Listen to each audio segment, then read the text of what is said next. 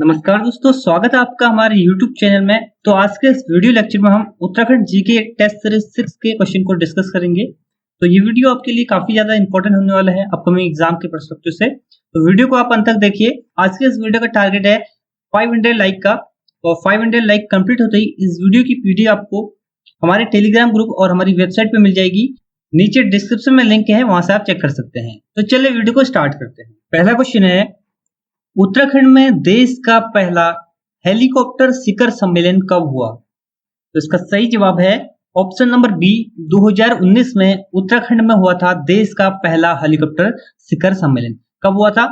सितंबर 2019 में देहरादून में आयोजित हुआ था पहला हेलीकॉप्टर शिखर सम्मेलन, जो कि देश का पहला हेलीकॉप्टर शिखर सम्मेलन था। ठीक है, अब हेलीकॉप्टर शिखर सम्मेलन क्या है? तो देखिए, उत्तराखंड की भौगोलिक स्थिति को आप जानते हैं। उत्तराखंड के जो सीमांत एरियाज हैं, वहां पर देहरादून या दिल्ली से पहुंचने में लगभग 20-25 घंटे लग जाते हैं। ठीक है, तो इसी अंतराल को कम करने के लिए देहरादून में विभिन्न हेली सेवाओं वाली कंपनी, उत्तराखंड सरकार और नागरिक उड्डयन मंत्रालय द्वारा एक शिखर सम्मेलन का आयोजन किया गया, जिसका नाम है हेलीकॉप्टर शिखर सम्मेलन। तो डेट आपके लिए इंपॉर्टेंट है, सितंबर 2019 में इसका आयोजन किया गया था। और कहाँ किया गया था? देहरादून में इसका आयोजन किया गया था। और किसके द्वारा किया गया था? नागरिक उड्डयन मंत्रालय द्वारा इसका आयोजन किया गया था। ठीक है, वर्तमान में नागरिक उड्डयन मंत्री कौन है? हरदीप सिंह पुरी। ठीक है, हरदीप सिंह पुरी जो है नागरिक उड्डयन मंत्री हैं वर्तमान में। बढ़ते हैं आगे नेक्स्ट क्वेश्चन की ओर। अगला क्वेश्चन है, अल्मोड़ा के तालेश्वर ताम्र एवं अष्ट धातु के अभिलेख किस वंश से संबंधित है? तो इसका सही जवाब है ऑप्शन नंबर बी, पौरव राजवंश से संबंधित है अल्मोड़ा के तालेश्वर ताम्र एवं अष्ट धातु। तो ये है अल्मोड़ा से प्राप्त ताम्र पत्र, जो कि संबंधित है पौरव या पर्वतकार राजवंश से। और इन अभिलेखों की खोज कब की गई? तो 1915 में इन अभिलेखों की खोज की गई। और ये जो अभिलेख हैं, ये है दो शासकों के पौरव राजवंश के। पहला है द्वितीय वर्मन, दूसरा है विष्णु वर्मन। ठीक है, और जो ये गोले के आकार की ये मुद्रा टाइप की है, इसमें और शासकों का नाम भी आपको देखने को मिलेगा। ठीक है, तो इसमें जो शासकों का नाम उल्लेखित है वो है वृषवर्मन। ठीक है, वृषवर्मन, अग्निवर्मन और विष्णुवर्मन द्वितीय। ठीक है, तो इनका नाम जो है इसमें उल्लेखित है। ये जो अभिलेख मिले हैं, ये किसके हैं? ये हैं द्वितीय वर्मन और विष्णुवर्मन की। किस राजवंश से संबंधित है? तो ये है पौरव राजवंश से संबंधित। ठीक है, और कहां से प्राप्त हुए हैं? ये है तालेश्वर। ठीक है, तालेश्वर कहाँ है? ये है अल्मोड़ा में। अब नेक्स्ट क्वेश्चन एग्जाम आपसे पूछा जा सकता है कि इनकी भाषा क्या थी, इनकी लिपि क्या थी? तो इनकी भाषा क्या थी? तो इनकी भाषा थी संस्कृत, और लिपि क्या थी? लिपि थी ब्राह्मी लिपि का इसमें प्रयोग किया गया था। तो इस क्वेश्चन से आपको इतना याद रखना है। बढ़ते आगे, नेक्स्ट क्वेश्चन है, उत्तरकाशी और चमोली के मध्य कौन सा दर्रा स्थित है? तो इसका सही जवाब है ऑप्शन नंबर ए, कालिंदी दर्रा उत्तरकाशी और चमोली के मध्य स्थित है। अब हम बात कर लेते हैं उत्तराखंड में जो विभिन्न जिले हैं, उनके मध्य कौन से दर्रे स्थित हैं, या उत्तराखंड के जिलों के अन्य राज्यों के साथ कौन कौन से दर्रे हैं, इसके बारे में। तो देखिए, ये है उत्तराखंड का मैप, और यहाँ पर आपको दिख जाएगा सबसे पश्चिम में उत्तराखंड का उत्तरकाशी जिला। ठीक है, उत्तरकाशी जिला, और ये है हिमाचल प्रदेश। और इन दोनों के मध्य स्थित दर्रा है श्रृंगकंठ दर्रा। आपको इसका नाम याद रखना है, श्रृंगकंठ। यहाँ पर लिखा नहीं जा रहा ठीक से। ठीक है, तो श्रृंगकंठ दर्रा स्थित है उत्तरकाशी और हिमाचल प्रदेश के मध्य। इसके बाद नेक्स्ट जो है हमारा क्वेश्चन ही था कि उत्तरकाशी और चमोली के मध्य जो दर्रा है उसको कहते हैं कालिंदी दर्रा। ठीक है, कालिंदी दर्रा। इसके बाद नेक्स्ट है चमोली और बागेश्वर के मध्य। तो चमोली और बागेश्वर के मध्य कौन सा दर्रा है? ये है बागेश्वर, और इसके मध्य दर्रा है सुंदर डूंगा। ठीक है, सुंदर डूंगा। इसके बाद नेक्स्ट जो है चमोली और पिथौरागढ़। ठीक है, इसके मध्य जो है काफी ज्यादा दर्रे हैं, जैसे लातू धूरा, बाड़ाहोती, मारचयोग, इस टाइप की दर्रे इसके मध्य स्थित है। इसका नेक्स्ट हमारा आता है कि जो ये बागेश्वर है और पिथौरागढ़ है, इसके मध्य कौन सा दर्रा स्थित है? तो इसके मध्य स्थित है ट्रेल पास। ठीक है, इसके मध्य क्या है? ट्रेल पास। इसके मध्य स्थित है बागेश्वर और पिथौरागढ़ के मध्य। इसके बाद देखिए, चंपावत और पिथौरागढ़ के मध्य भी एक दर्रा स्थित है, जिसका नाम है लास्पा दर्रा। ठीक है, लास्पा दर्रा। ठीक है, और यहाँ पर स्थित है लिपुलेख दर्रा, जिसके ऊपर विवाद भी हुआ था भारत नेपाल का। ठीक है, तो यहीं पर स्थित है लिपुलेख दर्रा, जहां से कैलाश मानसरोवर की यात्रा की जाती है। तो ये दर्रे आपको याद रखने हैं, किस जिले के मध्य कौन सा दर्रा है, ये एग्जाम में पूछा जाता है। तो बढ़ते हैं आगे, नेक्स्ट क्वेश्चन है, आर्यों का आदि निवास मध्य एशिया पुस्तक के लेखक कौन है? तो इस पुस्तक के लेखक हैं भजन सिंह। ऑप्शन नंबर ए इसका राइट आंसर हो जाएगा। भजन सिंह द्वारा लिखी गई पुस्तक है आर्यों का आदि निवास मध्य एशिया। ठीक है, पुस्तक का नाम आपको याद रखना है, आर्यों का आदि निवास मध्य एशिया पुस्तक के लेखक कौन है? भजन सिंह। बढ़ते आगे, नेक्स्ट क्वेश्चन है, फॉरेस्ट ग्रीवेंस कमेटी जिसका गठन 13 अप्रैल 1921 को किया गया, इस कमेटी ने अपनी रिपोर्ट कब दी? तो इसका राइट आंसर हो जाएगा ऑप्शन नंबर सी 28 अक्टूबर 1921 को।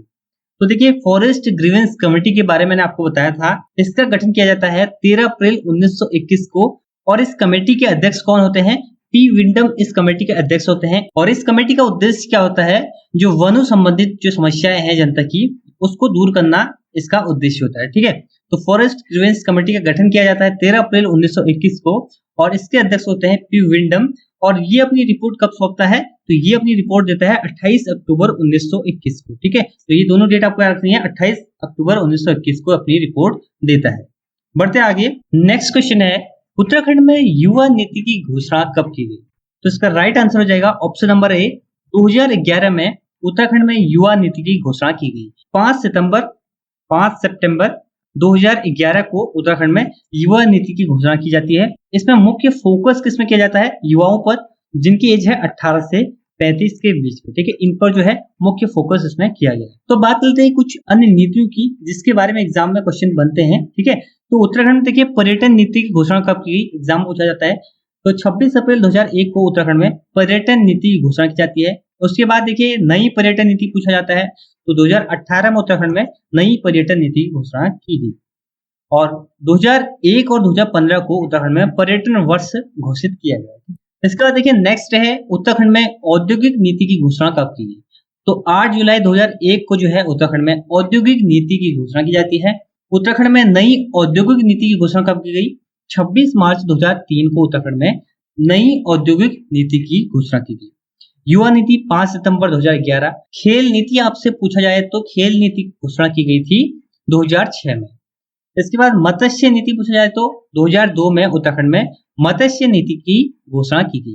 ये सारी जो नीतियां हैं ये आपको याद है। बढ़ते आगे, नेक्स्ट क्वेश्चन है, निम्न में से कौन उत्तराखंड विधानसभा अध्यक्ष नहीं थे? तो आपको बताना है कि इनमें से कौन जो है उत्तराखंड विधानसभा के अध्यक्ष नहीं रहे हैं। तो इसका सही जवाब है option number D, Raghunath Singh Chauhan.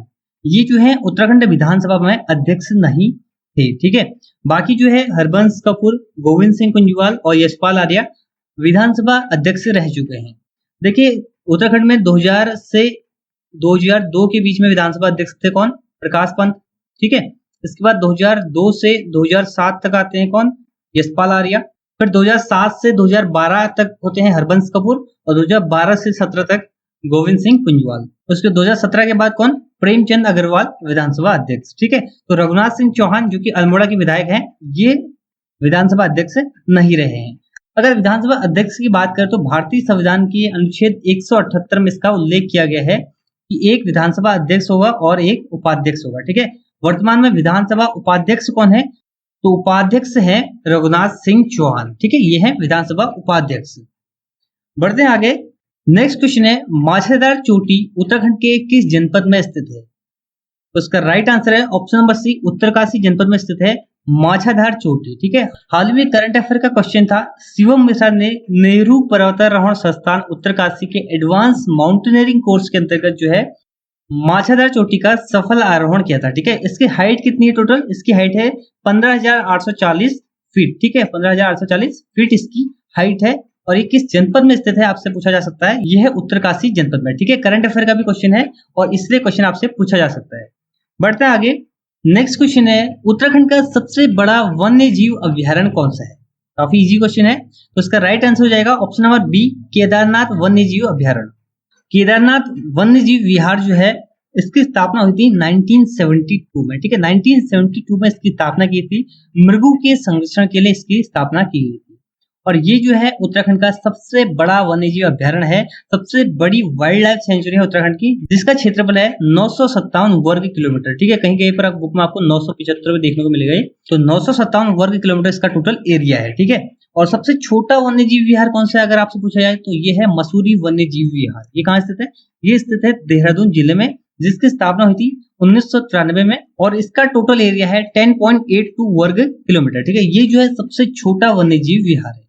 तो इस क्वेश्चन से आपको इतना याद रखना है। बढ़ते आगे, नेक्स्ट क्वेश्चन है किस ताल को स्कंद पुराण के मानस खंड में त्रिऋषि सरोवर कहा गया है? तो इसका सही जवाब है ऑप्शन नंबर ए, नैनीताल को स्कंद पुराण के मानस खंड में त्रिऋषि सरोवर कहा गया है। ठीक है, और बात करें नैनीताल की तो नैनीताल की खोज किसने की थी? पी बैरन ने 1841 में। और नैनीताल जो है आबादी के हिसाब से उत्तराखंड का चौथा सबसे बड़ा जिला है। पहला कौन है? हरिद्वार। नैनीताल की आबादी कितनी है?